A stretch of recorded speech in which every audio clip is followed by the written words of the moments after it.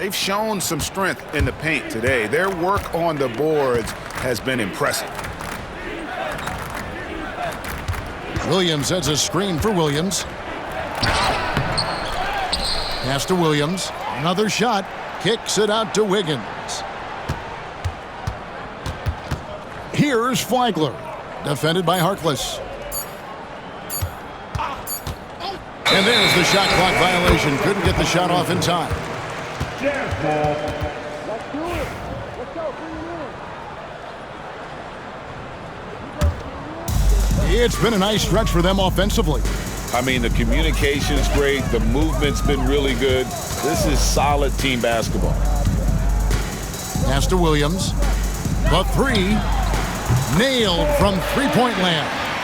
Well, the defense daring him to shoot, and he makes them pay for their disrespect. Here's Flagler. And Harkless pulls it down. Harkless has got his fourth rebound in this one. Here's Mikhailuk. Off target from three-point range. Boy, he won't miss many from that spot. The defense gets lucky there. Williams finds Wiggins. Over Williams. And it's off the back rim. No good. Utah has gone 1 of 3 from outside the arc since we've reached the fourth quarter. Here's Potter. Pass to Mikhailuk from downtown. Here's Shibwe. And foul on the shot. He'll shoot 2 at the free throw line. Second personal foul. Second team foul. At the line for the Jazz, Oscar Shibwe. 2 shots. And he knocks down the first one. Well, when you talk about the NBA going global, the last 6 MVPs, Doris, as you know, all international players. Kevin, what I love about this is the NBA wants the best players, regardless of where they come from. There's a time where American players just dominated that award for years and years. Fact of the matter is, it's good for the game to get the baddest, best players in the world, and we've done that. Williams looking around. Going inside. Oh, and the jam by Williams. The assist. You know, didn't need 2 hands for that slam. One will do just fine. You're right. He can save the other hand for the next time. Mikhailuk passes to Harkless. There's the 3. The shot, no good. Well, they are daring him to miss, and he obliges. And the foul called on Kenrich Williams. That's his 3rd foul of the game. We've heard some players, Doris, propose that refs should be fined for missed calls, especially with the game on the line. What do you think? Kevin, I couldn't disagree more. First and foremost, the level of accountability for NBA officials is unprecedented. And keep in mind, there is discipline for high-profile mistakes and mistakes of all kinds. Every single game, every single call is evaluated, and you see their progression in terms of, yes, they'll officiate in the playoffs, or no, they won't. We are right where we need to be. Challenging this D with the 3 ball. That's his 2nd from distance this half, and he also hit one in the first half, too. Here's Wiggins. Basket number 8 for him on 13 tries. That's 62% so far. Well, I absolutely love the way this guy has controlled the pace tonight. They've been able to play the style they want. Pass to Sensabaugh. Greg, a lot of parity around the NBA. You think fans like that? It's a great question, Kevin. And there are trade-offs, but as a league, you've got to foster competition and live with the results. And the reality is, doesn't it feel better when there are more teams that have a legitimate chance to win it all? George against Wiggins. The kick out to Williams. Shot clock at 3. Here's Joe. No good on the triple. Utah shooting 38% from the field. A pretty weak showing for them. George with the bucket. Aggressive slash from the young guard. George fears no one when attacking the basket. In the corner, it's Wiggins. Joe passes to Wiggins. In for another field goal. A sublime 9 of 14 on the night. Big miscommunication on defense. He recognizes it and quickly takes advantage. And that's typical of this guy. He's always reading the situation, reacting quickly, and capitalizing. And physically, there's no doubt they've been the stronger team. A +10 rebound advantage tells you all you need to know. Yeah, 3 consecutive field goals have come right at the rim. The D had better start buckling down. Back to George. Here's Filipowski. He's guarded by Williams. Pass to Sensabaugh. Fires the 3. Rebounded by Joe.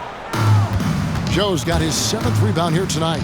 Well, he had the defense's attention, dropping 2 threes in the first half, but he hasn't made one since. They set the pick. Here's Williams. And the basket is good, and he's got a chance here for one more at the line.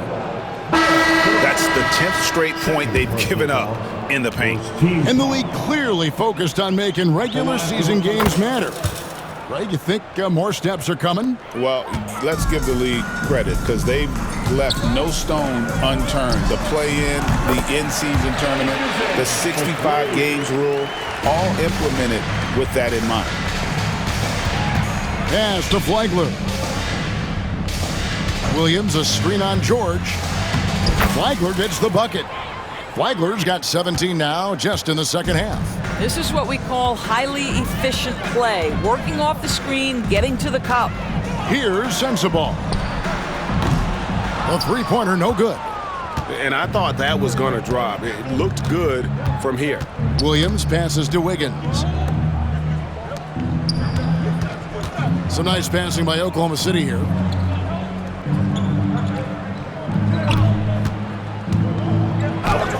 And he makes good on the layup. Wiggins has got 24. Well, this is what you're trying to do. Put the game away. And he hasn't forced much tonight. I love the efficiency he's giving to them. 2 minutes remaining in the Stops, game. pops, he hits the back iron and sinks the shot. 26 points for him. Ever since halftime, they've played precision basketball on the offensive end. I got to believe that's something the coach talked to them about at the halftime. They have valued each possession. The Jazz with another miss. Listen, offensively, they're very comfortable with him taking that shot. It's a good look under very little pressure. He just can't convert. Williams heads a screen for Wiggins, and that one drops for him. You can see why they go to this guy so often. More often than not, he's going to be very efficient like he is right here. Well, guys, this was never really a contest, just a total obliteration, if you will, and you can safely say mission accomplished now for the Thunder. And this was one that never really was in doubt, I thought, an all-around dominant performance. And you kind of thought that maybe even going into the game. Yeah, there was a sense of that.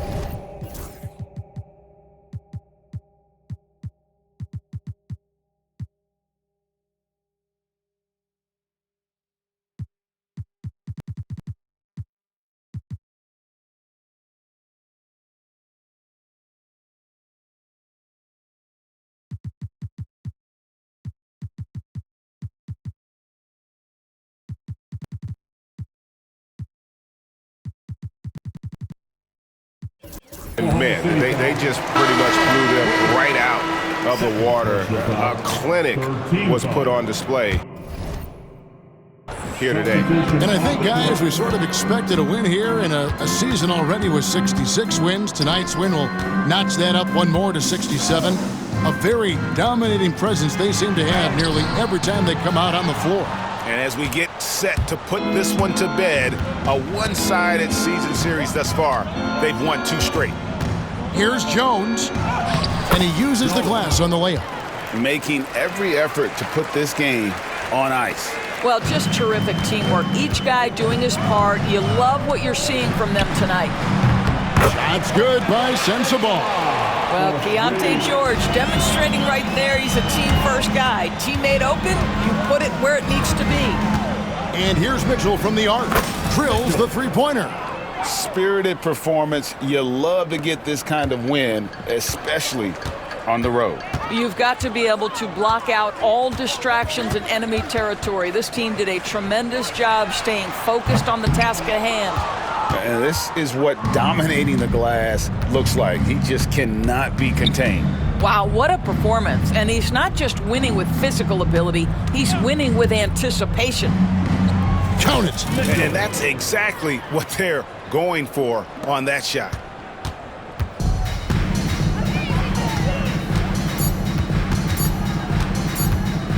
Here's Springer. So no problem for Oklahoma City as they get the win. This crowd was stunned by the manner in which their team was dismantled. You know what? Shocking. I don't care what the matchup is. You never expect a road team to come in and just cruise to the kind of win they did tonight. And that'll do it, folks. For Greg Anthony, Doris Burke, and David Aldridge, this is Kevin Harlan. Thanks for tuning in. And as we leave, we present our player of the game.